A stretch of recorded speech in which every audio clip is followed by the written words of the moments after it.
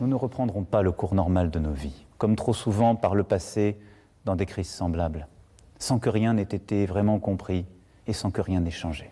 Une promesse et un pas en avant vers la sortie de crise. C'est en tout cas ce qu'a tenté de faire Emmanuel Macron dans son allocution hier soir. Une France où l'on peut vivre dignement de son travail. Voilà pour les intentions.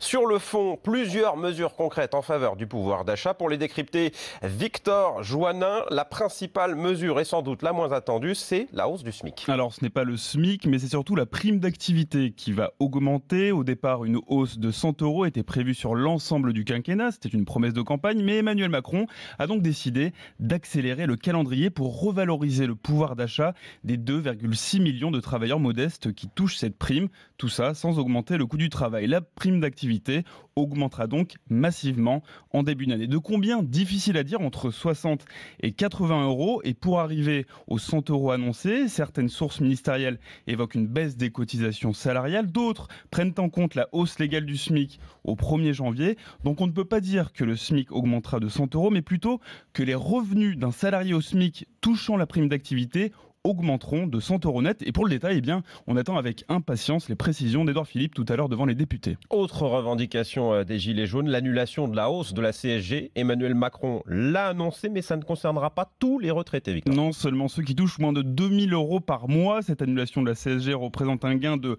25 € mensuels pour 1500 € de pension. En revanche, l'Élysée n'a pas précisé si les revenus du conjoint seront pris en compte. Et puis le retour donc de la défiscalisation des heures supplémentaires abandonnées sous le quinquennat de François Hollande.